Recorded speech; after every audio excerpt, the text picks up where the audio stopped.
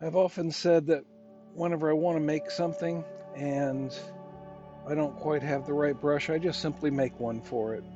So what I'm going to do here is create a brush that creates lines going across the paper. This will be useful in other projects, I'm sure. Here you see me selecting the size.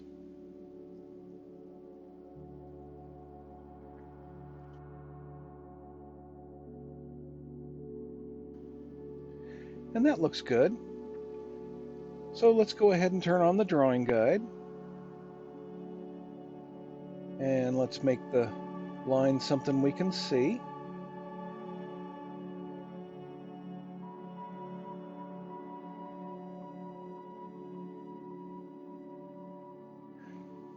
And as you can see here, I'm trying to get the lines pretty much even, but it's a little difficult, so I decided to fix all that.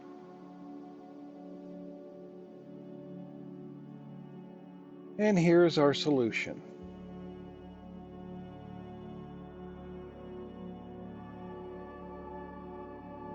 If we look at the size of the canvas here in Canvas Information, we're going to take this 2048, divide it by 4. That makes it 524. And we'll set our grid to 524. This gives us 4 squares, basically 5 lines.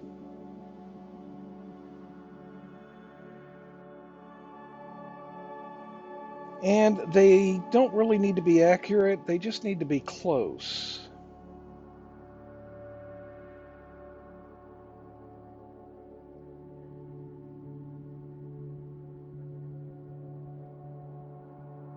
Because the final brush will be small enough most people won't notice. What I've done here is I've created a second layer because this line I want to be split, half at the top and half at the bottom. That way it'll be seamless, top to bottom, left to right. So I bring this down and then I count how many taps it takes to make it disappear.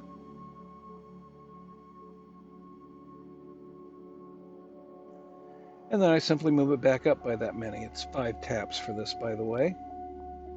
So we're going to take this one and bring it up and go 5 taps.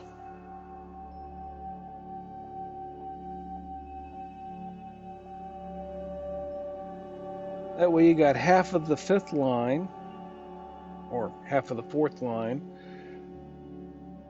going at the top and half at the bottom. And then we create a standard infinite brush from that.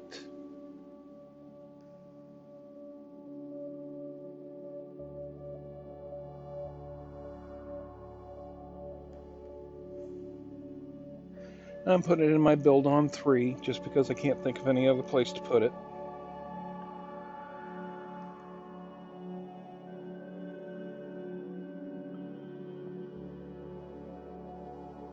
And this video was actually done in several steps because I kept getting interrupted. So you might, detect a little discontinuity here and there.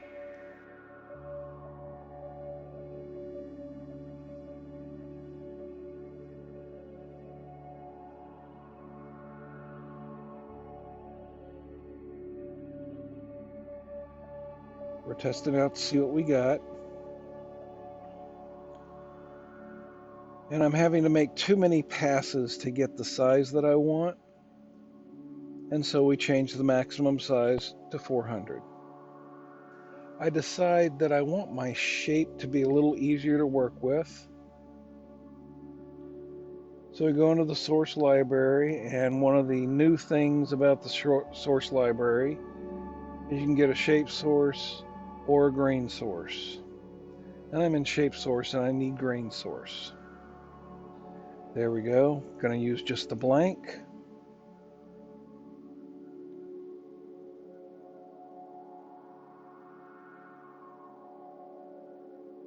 And yeah, that's much easier to use.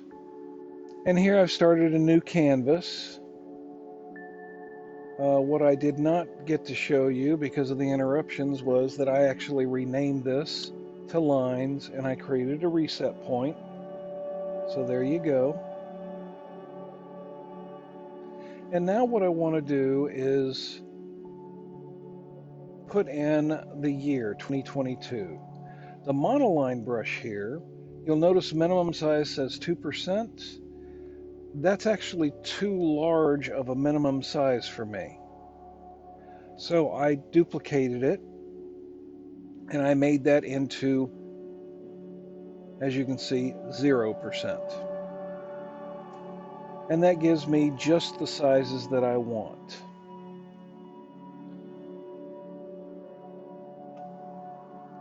So we're going to start here with 4%. And I'm testing it here. You can see it looks very nice. So we're going to do an add text. And I want something that's easy to make look 3D. And this Hurongo Sands with W7 and using outline is exactly what I want.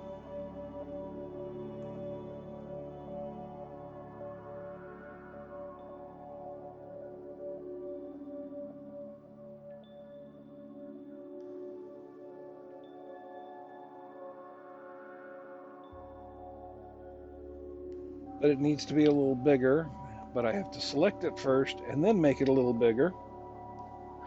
I always forget that for some reason.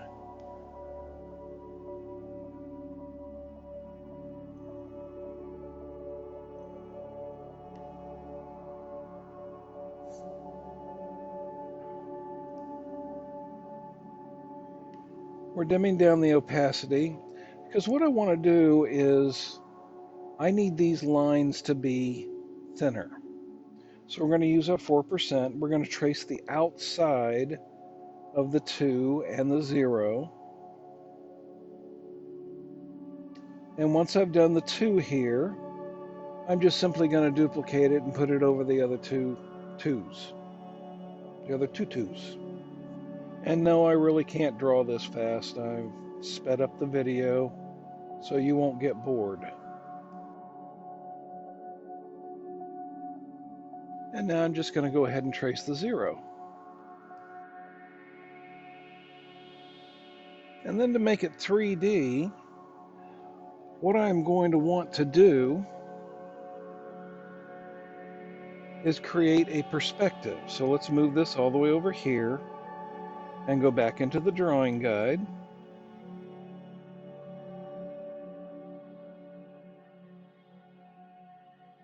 And I'm going to perspective. And the first time I did my perspective, I put it down here and it wasn't quite right. So I'm just going to sort of fade out this one and fade in the one where I'm actually doing the perspective where it turned out the way it looks good for me.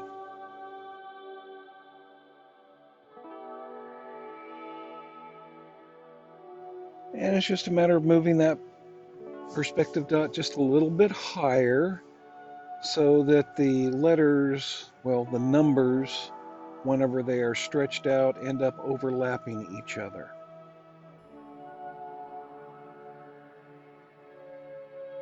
So we can zip through this real quick.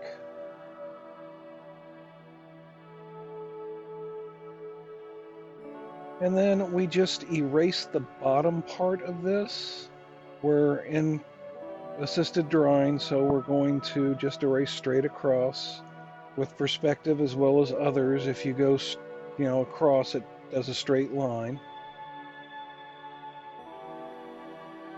And then I'm going to connect the bottoms of the 2's because they're nice straight lines.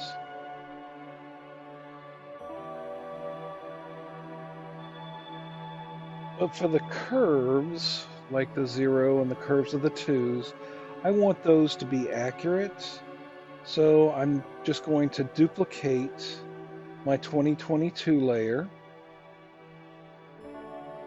move it down to the bottom, and then resize it so the bottoms of these 2's match up with the bottoms of the twos that I've drawn in the back here. And of course the twos have slight curves on them, but I'm thinking it's a far enough distance away that you probably don't notice that. And as you can see, this will give me a nice guide of where to put my curves. We change the opacity down, and we go back to our layer, and we can erase the parts of the lines that we no longer need, and put our curves in. I probably need a smaller eraser for this to make it easier on myself.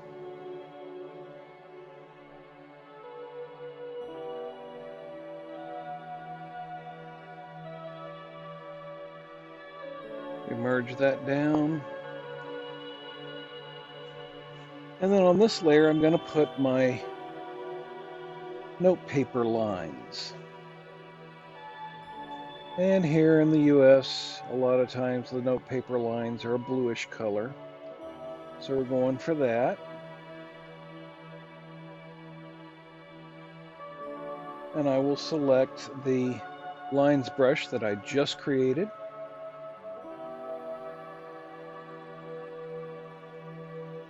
Make sure I'm on the right layer.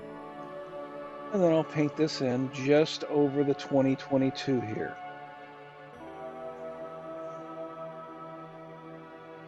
And then it's just a matter of getting rid of the extra lines at the top and the bottom. And then I'm going to want to resize these so they fit the 2022 on the surface of my imaginary page.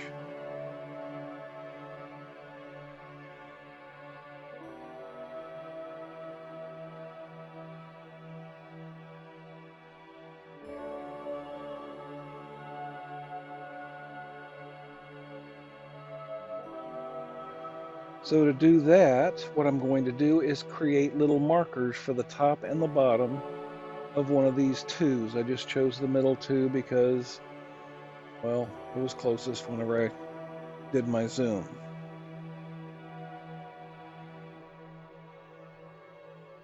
Of course, we want that to be a nice black color. Makes it easier to see that way. And then just tick a little line here.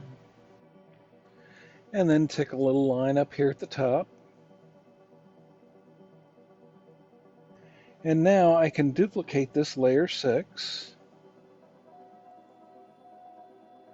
Move it down to the smaller 2022. And resize it so that it will fit correctly.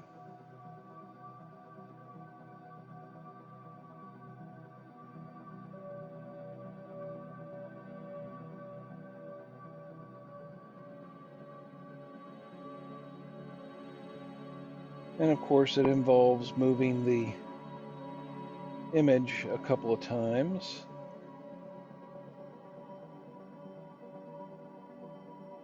Snapping's getting in the way, so I turned that off.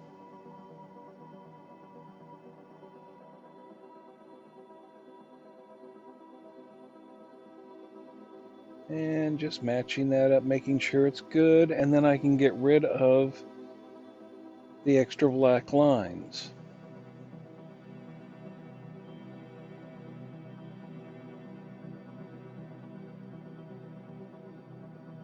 And let's get rid of the black lines up here.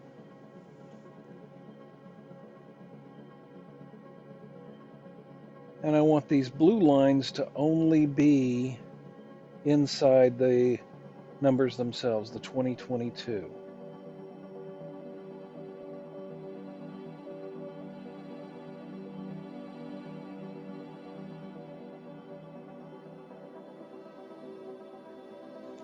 So we're going to select the numbers,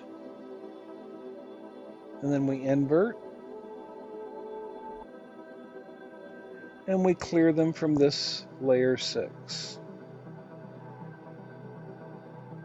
Now we're going to take this top layer 6, And we're going to duplicate the lines, make them go all the way across.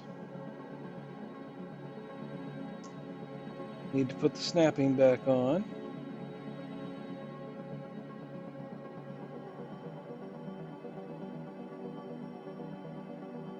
And I'm just sort of overlapping them a little bit so that I don't have to worry about any extra gaps in there.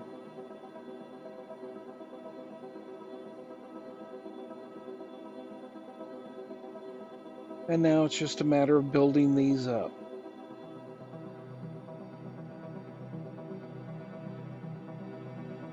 So we're going to match the top lines with the top lines, and for some reason I have something up at the top there that seems to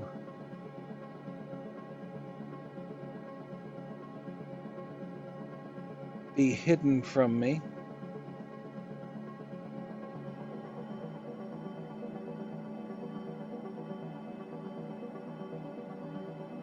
Which is a minor inconvenience.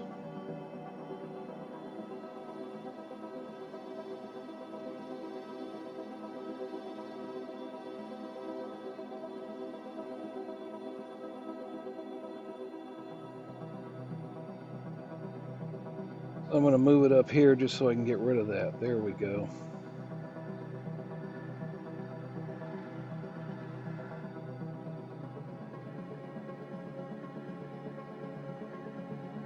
And of course we overlap the bottom line here with the top line there.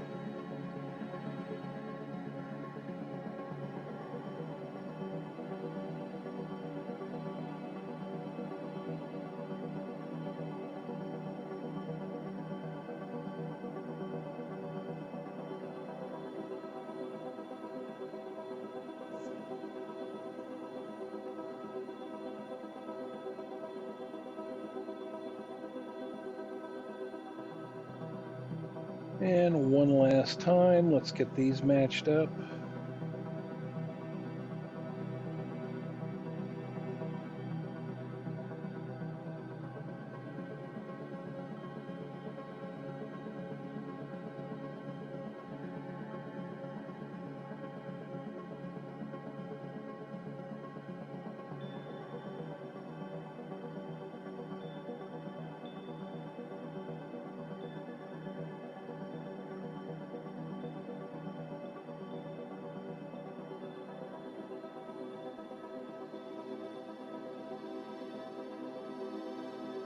And that looks pretty good. We just have to get rid of this part. So we select outside, we do an invert, and we erase it from here. Just do a clear.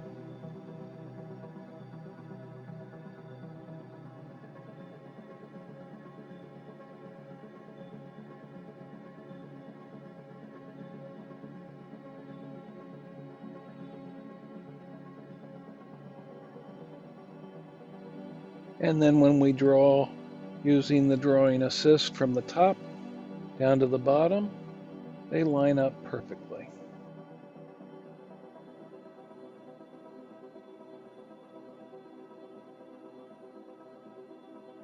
Now what I want to do is create the paper that this 2022 is popping out of. So we're going to do a selection on a new layer. And we want to do a rectangle selection and use color fill. The biggest problem I have using color fill is I forget to turn it off again. And you'll see that here in a little bit.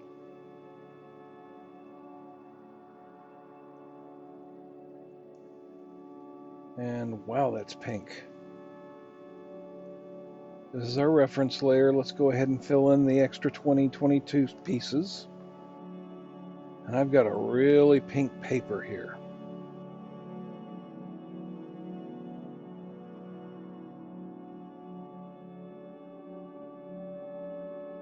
So I'm actually going to fix that.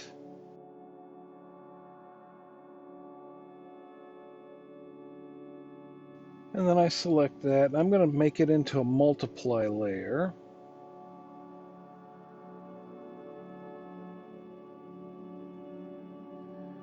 once I turn off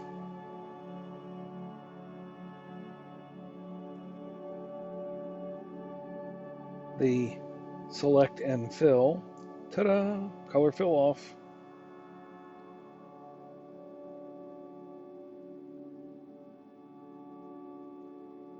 We're clearing out the lines that we don't need here.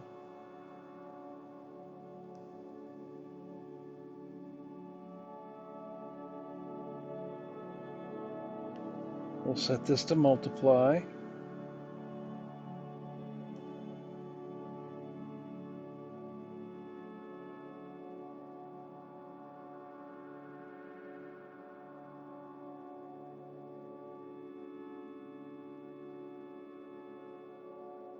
Turn the saturation all the way off. And you know, I like that better. Let's set this to normal and look at it. Yeah, I definitely like that better. So we're going to use that color instead of that pink color. And once again, let's set this one to multiply.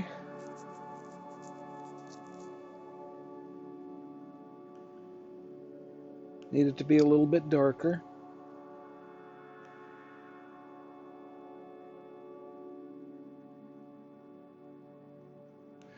And now I'm going to use the liquefy tool here, just to kind of push things. Definitely too large. Let's make that smaller. Yeah, that should be good. And we're going to push the shadow out from behind the piece of paper here. We could take the whole thing and then just, you know, tap, tap, tap down and to the right. But I wanted it to be an irregular shadow to make the paper look more like paper instead of a stiff board. And you'll notice that I'm pushing down and to the right because that's the way I want my shadow to go.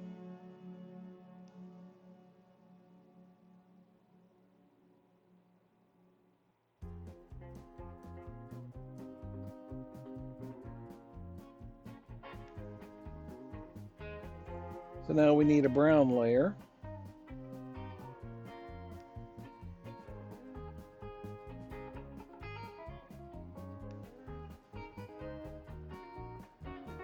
That's okay that that's a very light brown because we're going to use the wood texture on a dark brown to make it look more like wood.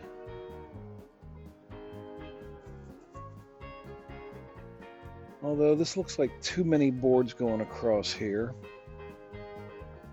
So what I did was I decided, nah, I don't like that. I'm going to make it larger boards. And I like that better. You get variation in the board color by just simply swiping more in one place than another. Although it highlighted the fact that I have an extra dot in here. And okay, it's up here. Let's go ahead and erase that. There we go. I feel better. And my shadow layer is coming up too light. So, hue, saturation, brightness, darken it down. And there we go.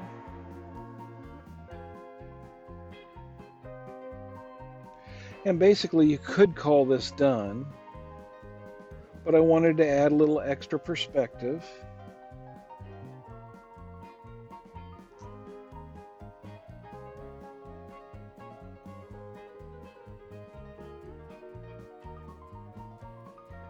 So we're going to shade this.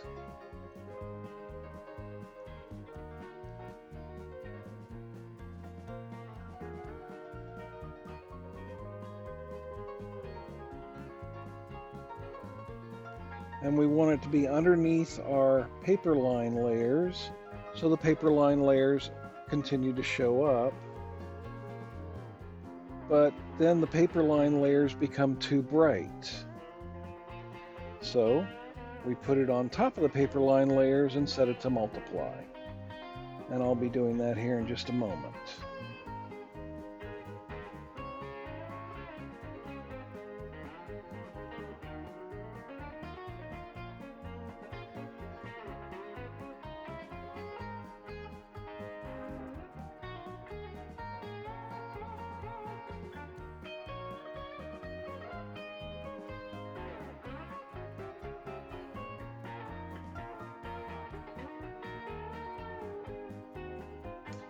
Yeah, right after I fix that blue line I missed.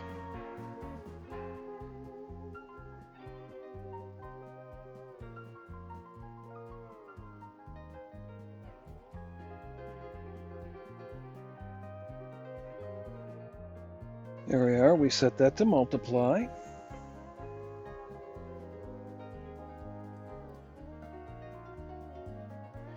And using the soft airbrush in combination with the selection tool allows me to get a nice dark bottom and a light side. Yeah, that's way too big. Plus it's blue.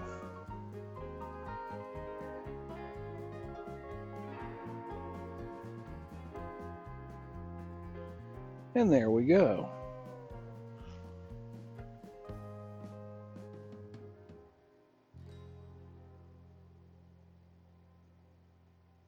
Technically, everything inside the 0 and the tops of these two should probably be shaded due to the angle of the light, but I think this looks better.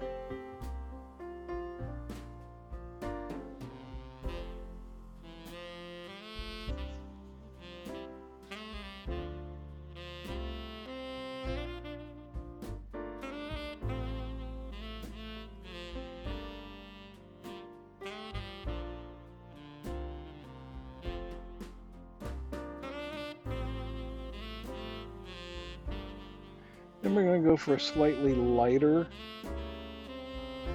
shade for this part of the two, just so that there's some contrast going on there. Now my original canvas size was screen size. Now I'm going to take these two and using the distort, we're going to angle the two bottom edges in, which gives us this nice 3D angle thing.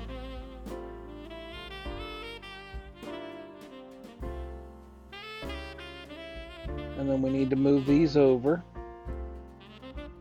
get them a little bit more centered to that.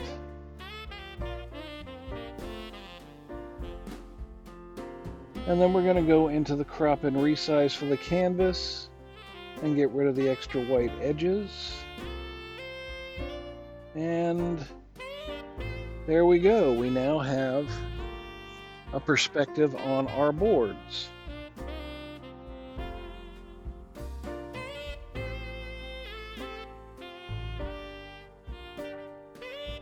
And we could leave it like this, but time for a little touch-up, I think. I'm just going to go ahead and make a couple of adjustments.